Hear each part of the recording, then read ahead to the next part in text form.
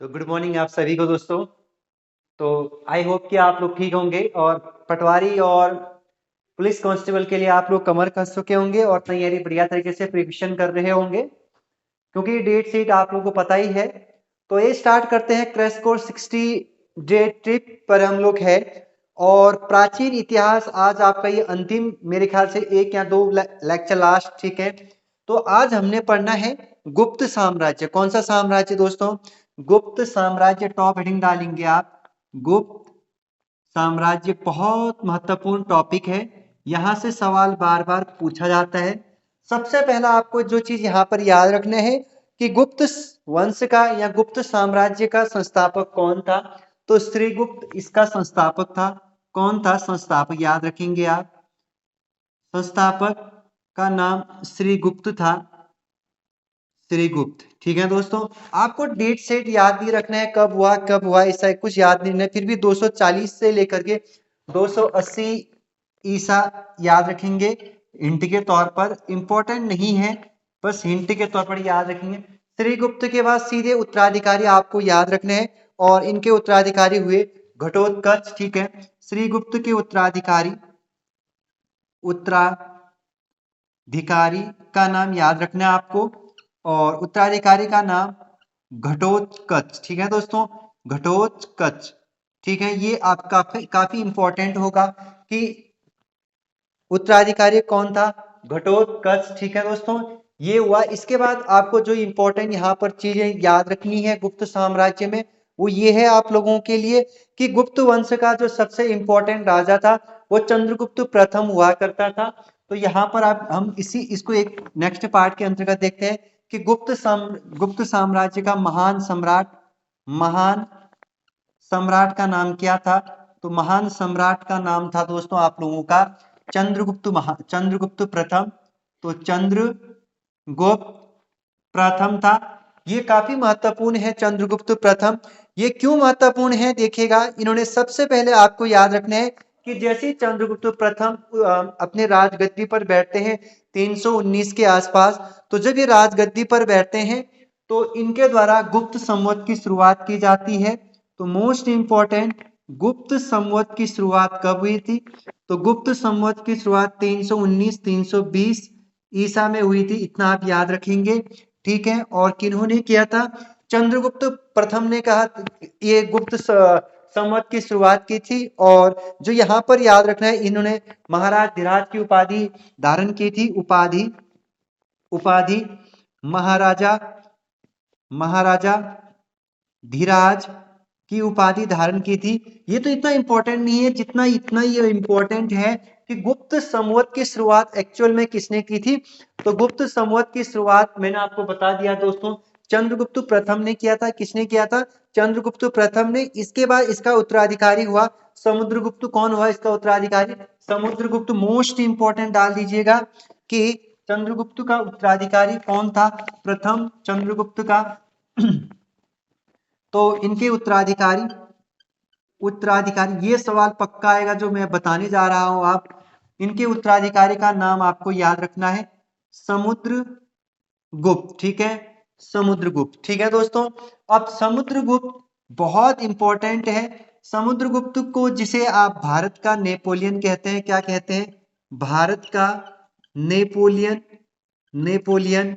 और इन्हीं को दोस्तों आप लोगों का एक अन्य नाम से भी जाना जाता है, जिनका अन्य नाम है कविराज। इनका अन्य नाम क्या मिलता है आपको? अन्य नाम। यहाँ भारत का नेपोलियन तो कहा ही जाते हैं, नाम अन्य नाम समुद्रगुप्त का कविराज था। क्या था? कविराज था। ये पॉइंट आप अपडेट करेंगे, बहुत खतरनाक पॉइंट है भारत का कविराज। सिक्कों पर इसका अंकन मिलता है, सिक्कों पर अंकन समुद्रगुप्त का। तो याद रखेंगे कौन से शासक का सिक्कों पर अंकन मिलता है। सिक्कों पर कविराज दिखा या फिर समुद्रगुप्त, तो सिक्कों पर अंकन मिलता है समुद्रगुप्त का। क्योंकि गुप्त साम्राज्य के शासकों ने बहुत सारे स्वर्ण के सिक्के चलाए थे, जिसे आप दीनार कहेंगे थोड़ी देर में, ठीक। इसके बाद समुद्रगुप्त का जो सिक्के मिले हैं कुछ, उसमें वीणा बजाते हुए, क्योंकि ये संगीत प्रेमी था, वीणा बजाते हुए भी दर्शाया गया है, वीणा बजाते हुए। तो ये भी महत्वपूर्ण पॉइंट है समुद्रगुप्त पर। कि समुद्रगुप्त का सिक्का जो मिला है उसमें वो वीणा बजाते हुए, क्योंकि ये क्या थे, समुद्रगुप्त एज ए संगीत प्रेमी थे। क्या थे दोस्तों, संगीत प्रेमी थे। मोस्ट इंपॉर्टेंट ये पॉइंट हो जाता है, संगीत प्रेमी थे। ऊपर लिख दे रहा हूं दोस्तों मैं, ठीक। इसके बाद सबसे इंपॉर्टेंट आपका जो बनता है कि समुद्रगुप्त ऐसे ही नहीं कहते इसे भारत का नेपोलियन, ठीक है। मैं काफी शॉर्ट जाऊंगा दोस्तों क्योंकि ये क्रैश कोर्स है 60 डे का। देखिए, समुद्रगुप्त को भारत का नेपोलियन कहने के पीछे सबसे इंपॉर्टेंट आपको एक बात याद रखना है, इन्होंने 9 आर्यावर्त राजाओं को हराया था। कितने? 9 आर्यावर्त राजाओं को हराया था। कितने? 9 आर्यावर्त राजाओं को हराया था और 12 दक्षिणावर्त के राजाओं को हराया था।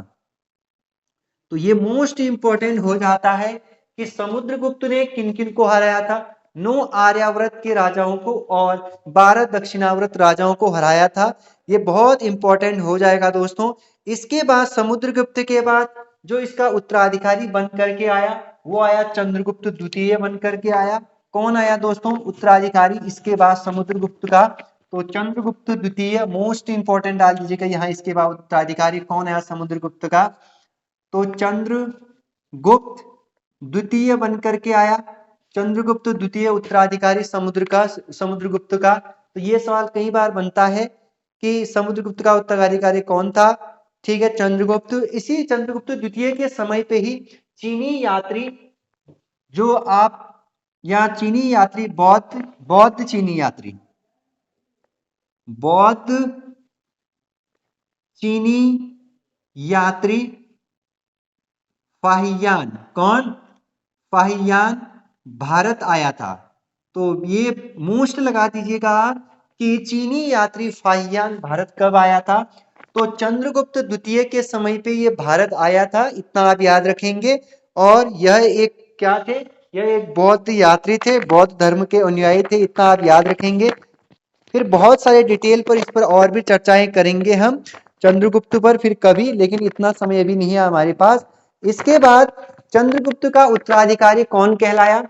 तो चंद्रगुप्त का उत्तराधिकारी दोस्तों आप लोगों का जो कहलाया उनका, तो चंद्रगुप्त का उत्तराधिकारी कहलाया कुमारगुप्त। उत्तराधिकारी कहलाया उत्तराधिकारी जिनका नाम था कुमारगुप्त प्रथम। कुमारगुप्त प्रथम मोस्ट इंपॉर्टेंट, इसी को गोविंद भी कहा जाता है। इसी को क्या भी कहा जाता है? गोविंद गुप्त। कुमारगुप्त को ही क्या कहा जाता है? गोविंद गुप्त प्रथम बोला जाता है। तो याद रखेंगे आप, कुमारगुप्त को ही गोविंद गुप्त प्रथम भी बोला जाता है। और इन्हीं कुमारगुप्त के द्वारा आप लोगों का नालंदा विश्वविद्यालय का निर्माण कराया गया था। तो मोस्ट इंपॉर्टेंट लगा दीजिएगा, नालंदा विश्वविद्यालय की स्थापना किसके द्वारा की गई थी? तो ये काफी इंपॉर्टेंट हो जाता है, नालंदा विश्वविद्यालय की स्थापना। नालंदा विश्वविद्यालय की स्थापना किसने की थी? कुमारगुप्त ने की थी। किसने की थी? कुमारगुप्त प्रथम के द्वारा। इसके बाद कुमारगुप्त का उत्तराधिकारी कहलाया स्कंदगुप्त। कुमारगुप्त का उत्तराधिकारी याद रखना है, उत्तराधिकारी सीधे शॉर्ट है, बहुत इंपॉर्टेंट प्रश्न आ रहे हैं। उत्तराधिकारी कहलाया स्कंदगुप्त। और स्कंदगुप्त ने ही दोस्तों आप लोगों का सूरदर्शन झील में क्या किया था?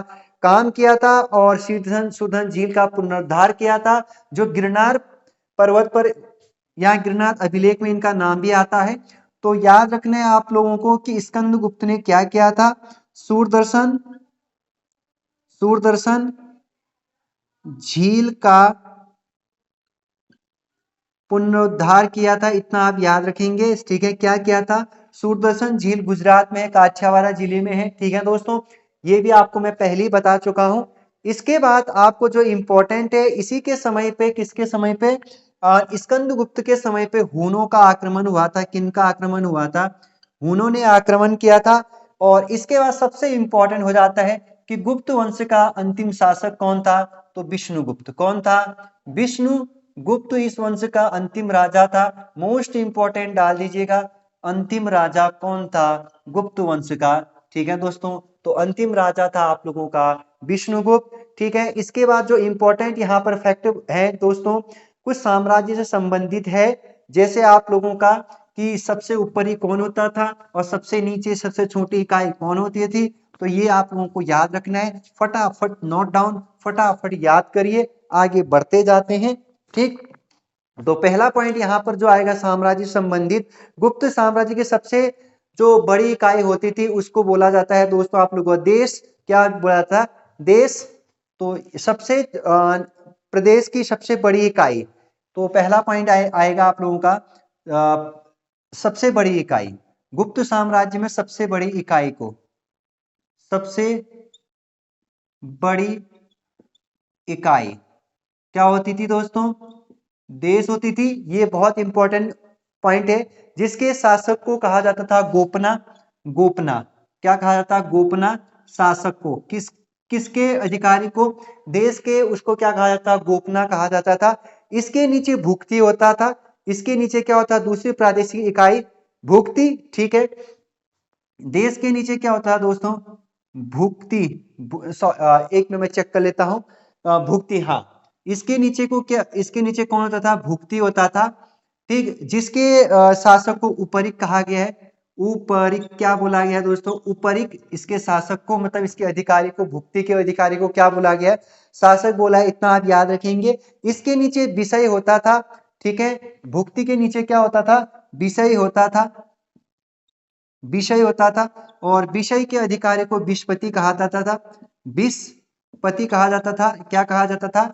विषपति कहा जाता था। इसके बाद जो आपको याद रखना है, पुलिस विभाग के मुख्य अधिकारी को दंडाधिकारी बोला जाता था। क्या बोला था? दंडपाशिक या दंडाधिकारी। तो नेक्स्ट पॉइंट यहां पर लिखना है, पुलिस अधिकारी। क्या दोस्तों? पुलिस विभाग का मुख्य अधिकारी, या पुलिस विभाग का, या पुलिस अधिकारी, या पुलिस विभाग का मुख्य अधिकारी, पुलिस विभाग का मुख्य जो आपका कह सकते हो मुख्य अधिकारी होता था, मुख्य अधिकारी होता था, वो होता था दंड पाशिक होता था। कौन होता था दोस्तों? दंड पाशिक होता था। और जो इसके बाद सबसे छोटी इकाई होती थी वो ग्राम होती थी। सबसे छोटी इकाई, सबसे छोटी इकाई याद रखना आपको, ग्राम होती थी। और ग्राम के मुखिया को ग्रामीणी बोला गया, ग्रामीणी या ग्रामीण बोला गया है, ग्रामीणी बोला गया है, ठीक है। और यहाँ ग्रामीण बोला गया है। इसके बाद छोटे छोटे समूह इकाई को पेट का, मतलब ग्राम जब छोटे छोटे इकाई में बैठ जाए तो उसको, ग्राम जब छोटे छोटे में बढ़ जाता था तो उसको बोला गया पेट, ठीक है दोस्तों। इसके क्या बोला गया है? पेट बोला गया है। आगे बढ़ते हैं, और कुछ इंपॉर्टेंट फैक्ट और है यहाँ पर जो आपको याद रखना है, ठीक। जैसे खास करके गुप्त साम्राज्य में राजस्व का कितना लिया जाता था, तो कुल उपज का 1/4 से लेकर के 1/4 से लेकर के 1/6 तक लिया जाता था से, ठीक है। तो भू राजस्व कितना लिया जाता था, इंपॉर्टेंट है। ये भू राजस्व आप लोगों का 1/4 से 1/6 लिया जाता था कुल उत्पादन का। ये काफी इंपॉर्टेंट है। सिंचाई के लिए रहट या घंटी यंत्र शब्द प्रयोग हुआ है। गुप्त साम्राज्य में सिंचाई के लिए, सिंचाई के लिए कौन सा शब्द प्रयोग हुआ है? तो सिंचाई के लिए बच्चों आप लोगों का रहट या घंटी यंत्र शब्द प्रयोग हुआ है। घंटी यंत्र शब्द प्रयोग हुआ है, ये इंपॉर्टेंट हो जाएगा। इसके बाद गुप्त में जो सबसे महत्वपूर्ण उन दिनों व्यापारिक केंद्र हुआ करता था, तो वो अगर था उज्जैन हुआ करता था। कौन सा क्षेत्र हुआ करता था? उज्जैन हुआ करता था। और इसके बाद जो आपको याद रखने, पहली बार सती होने का भी आपको प्रमाण गुप्त साम्राज्य से ही मिलता है। तो पहली बार सती होने का जो प्रमाण मिलता है वो गुप्त साम्राज्य से मिलता है। भानुगुप्त का एरन अभिलेख से मिलता है। कहां से मिलता है? तो सती प्रथा का पहला प्रमाण, सती प्रथा का पहला प्रमाण याद रखना है, ये भानुगुप्त, भानुगुप्त का एक अभिलेख था दोस्तों 510 का एरन अभिलेख। कौन सा अभिलेख? एरन अभिलेख में, अभिलेख में सबसे पहले सती होने का उल्लेख है। और ऐसा बताया जाता है कि भोजराज की पत्नी हुआ करती थी। अब पत्नी का नाम तो नहीं दिया गया, राजा भोजराज की पत्नी, जब राजा भोजराज मर गए थे तो भोजराज की पत्नी ने क्या किया था, अपने आप को सती किया था। तो याद रखना ये इंपॉर्टेंट प्रश्न है कि भारतीय प्राचीन इतिहास में सती का प्रमाण सबसे पहले कहाँ मिलता है, तो गुप्त साम्राज्य में मिलता है, इतना आप याद रखेंगे। ठीक। और इसके बाद गुप्त काल में वैश्यावृत्ति करने वाली महिलाओं को गणिका कहा जाता था। तो वैश्यावृत्ति को क्या कहा गया है गुप्त काल में, तो गुप्त काल में वैश्यावृत्ति को क्या कहा गया है, गणिका कहा गया है। क्या बोला गया है दोस्तों, गणिका बोला गया है। इसके बाद कुछ इंपॉर्टेंट यहाँ पर जो खास करके गुप्त काल के कुछ चित्रकलाएं हैं, जैसे अजंता की गुप्त कला, अजंता में जो गुफाएं बनाई हैं 29, उसको भी याद रखिएगा, महाराष्ट्र में है। अजंता, एलोरा, ये सारे महाराष्ट्र में है। ठीक है दोस्तों। गुप्त साम्राज्य में कुछ विद्वान हुए हैं जो आपको याद रखने पड़ेंगे, खास करके यहाँ पर चंद्रगुप्त द्वितीय के काल में संस्कृत भाषा के महान कवि, जिसे आप कालिदास नाम से जानते हैं। गुप्त साम्राज्य में विद्वान इस टाइम पे कौन कौन थे, तो सबसे पहला नाम आपको याद रखना है कालिदास। सबसे पहला नाम क्या रखना है आपको, कालिदास। कालिदास तब थे जब आपका दोस्तों चंद्रगुप्त द्वितीय राजपाट कर रहे थे। कालिदास एक महान संस्कृत कवि हुए हैं, महान लेखक हुए हैं दोस्तों, याद आप रखना, विश्व गुरु हुए हैं। इसके बाद याद रखने हैं गुप्त काल में विष्णु शर्मा के द्वारा पंचतंत्र नामक किताब लिखी गई थी। कौन सी किताब लिखी गई थी, तो पंचतंत्र नामक किताब लिखी गई थी। तो इसी समय पे, तो गुप्त काल में, कौन से काल में, गुप्त काल में विष्णु शर्मा के द्वारा, किसके द्वारा दोस्तों, आपको याद रखना है किसके द्वारा, विष्णु शर्मा द्वारा, विष्णु शर्मा द्वारा पंचतंत्र किताब लिखी गई थी, जो संस्कृत में है। मोस्ट इंपॉर्टेंट लगा दीजिएगा इस क्वेश्चन को हर हालत में, क्योंकि ये बुक कई बार पूछा जा चुका है दोस्तों कि जो पंचतंत्र नामक पुस्तक है उसके लेखक कौन हुए हैं, तो आपको याद रखना है विष्णु शर्मा। तो याद रखने, संसार का सर्वाधिक प्रचलित यह किताब है, तो माना जाता है बहुत एक प्रचलित ग्रंथ भी माना जाता है, इतना आप याद रखेंगे। आर्यभट्ट ने इस समय पे आप लोगों का आर्यभट्टीय एवं सूर्य सिद्धांत दिया था, या सूर्य सिद्धांत नामक ग्रंथ लिखा था आर्यभट्ट ने। क्या लिखा था, आर्यभट्ट जी ने आप लोगों का दोस्तों यहाँ पर सूर्य सिद्धांत दिया था, या आर्यभट्टीय कह सकते हो, आर्यभट्टीय सिद्धांत दिया था, सूर्य सिद्धांत। इन्होंने कहा था कि सूर्य के चारों ओर, सबसे पहले इन्होंने बताया था सूर्य के चारों ओर कौन चक्कर लगाता है, आप लोगों का अर्थ लगाता है, ये बताया था इन्होंने, आर्यभट्ट ने सूर्य सिद्धांत में। काफी इंपॉर्टेंट है ये, सबसे पहले सूर्य, याद रखना, सूर्य के चारों ओर चक्कर लगाने वाला पृथ्वी के बारे में किन्होंने बताया था, आर्यभट्ट ने बताया था। ये प्रश्न बहुत इंपॉर्टेंट है दोस्तों आप लोगों के लिए। इसके बाद जो इंपॉर्टेंट है, चंद्रगुप्त के दरबार में जो अन्य लेखक हुए हैं, जैसे ब्राह्मीर हुए हैं, ठीक है, ये भी इंपॉर्टेंट है। इसके बाद ब्रह्मगुप्त भी हुए हैं, ये भी इंपॉर्टेंट है। यहाँ पर जो याद रखना है आपको, ब्रह्मगुप्त से चल जाएगा काम। और इसके बाद गुप्त काल की राजकीय भाषा क्या थी, तो ये भी पूछा जा सकता है, राजकीय भाषा क्या थी, तो गुप्त काल की राजकीय भाषा, राजकीय भाषा, इनकी राजकीय भाषा आप लोगों की प्राकृत थी। कैसी थी दोस्तों, प्राकृत थी। और यहाँ पर बेसिकली सोने के सिक्के को रूपयक कहा गया है। क्या कहा गया है, रूपयक कहा गया है। तो ये काफी इंपॉर्टेंट होगा कि नहीं सॉरी, चांदी के सिक्के को रूपयक कहा गया है। किसके सिक्के को, चांदी के सिक्के को, चांदी के सिक्के को क्या बोला गया है, रूपयका बोला गया है। ये हिंट के तौर पर याद रखेंगे आप। और बहुत सारे इन्होंने सोने के सिक्के जारी किए थे, ये भी सवाल पूछा जा सकता है कि गुप्त काल में काफी सारे सोने के सिक्के का कर दिए थे, जारी कर दिए थे। और ये काल काफी फला फूला, इसलिए इसको गुप्त काल को या गुप्त साम्राज्य को भारतीय इतिहास में स्वर्ण युग या स्वर्ण काल कहा जाता है, स्वर्ण काल भी कहा जाता है, इतना आप याद रखेंगे दोस्तों। ठीक। इसके बाद खास करके यहाँ इस गुप्त साम्राज्य में इतना ही पढ़ना है।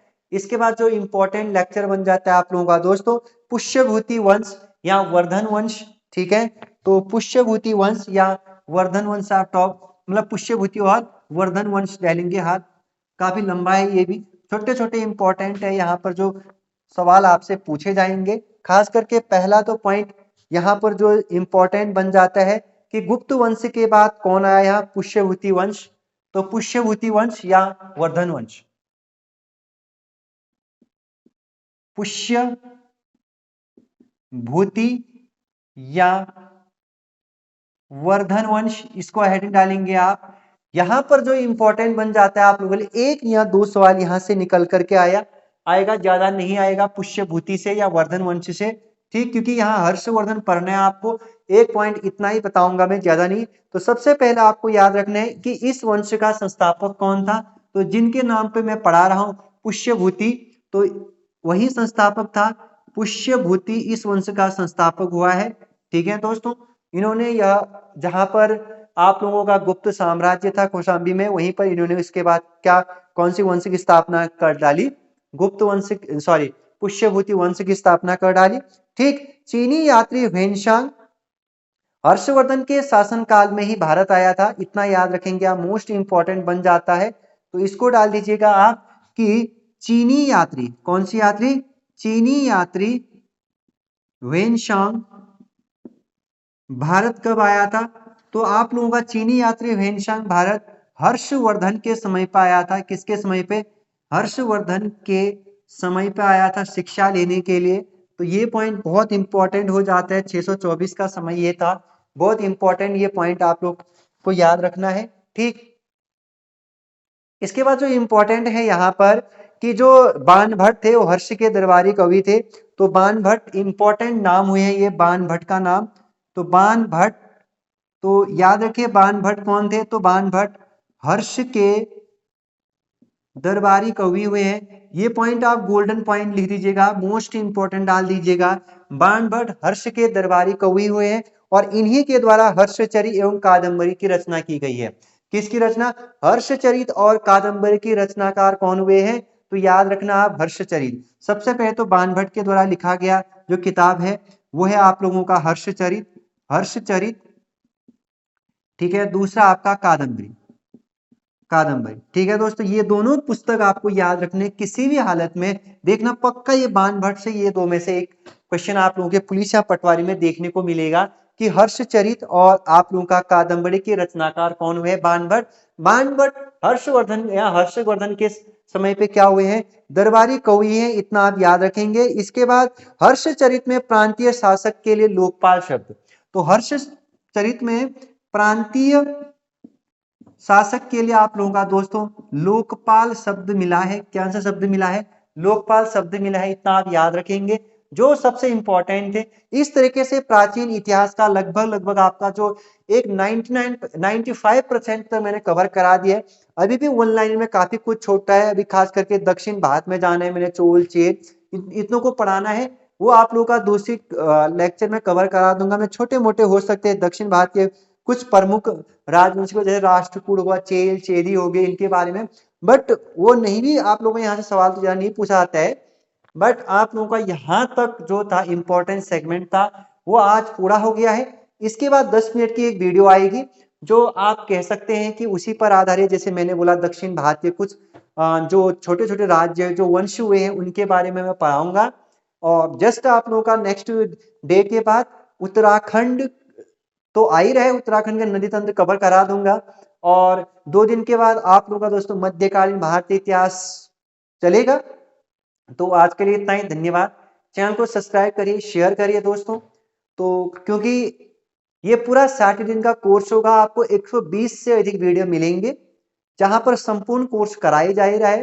खास करके पॉलिटिकल तो कवर हो ही गया है दोस्तों, टेलीग्राम पे नोट्स मैंने भेज दिया, ठीक है दोस्तों, फिर मिलेंगे।